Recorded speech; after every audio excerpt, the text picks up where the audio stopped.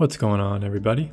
Today I'm going to be drawing a couple different pins in different perspectives. These might seem very easy to draw, but from certain angles, they're quite challenging. I'm drawing these from life since I have them right in front of me. For this fat white pin, I first draw an oval for the cap of the pin.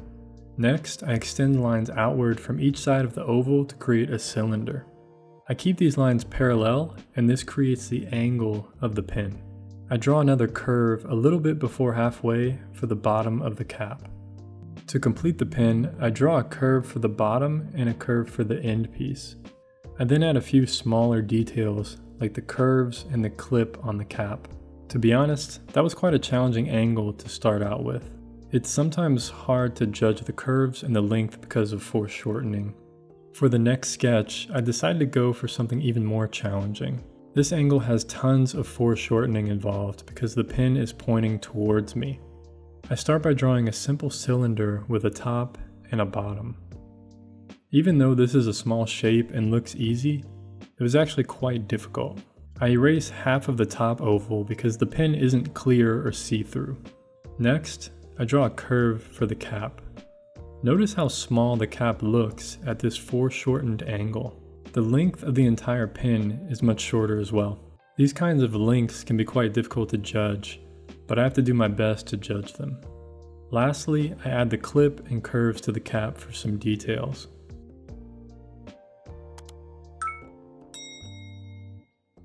I'll draw this fat white pin one last time. This time, I'm drawing it from a simple side view with no foreshortening. Finally, something a bit easier. I start by drawing a rectangular shape with slightly curved ends for the top and bottom of the pin. Then I draw a simple line for the bottom of the cap. Next, I add small details like the clip of the cap again. This view is much easier and more straightforward than the last two sketches. Now I decide to draw one of the skinnier pins. I'll draw this one from a slight diagonal angle, similar to the first sketch. I also approach this sketch in a similar way, starting with an oval for the top of the pin. Then extend lines out from the oval to create the angle of the pin. Finish it up with a line for the cap and a piece at the bottom of the pin. I feel like the more I draw pins from these perspectives, the easier it becomes. Lastly, I draw the skinny pin once again, but from a more extreme angle. I start almost with a circle and work my way up the pin, drawing the sides of the pin and then more curves for the cap and the top of the pin. This foreshortened angle also felt easier to draw compared to just a few sketches ago. I want to show you the concept behind foreshortening and how the length of the pin changes based on its direction. The first sketch is the pin directly from the side.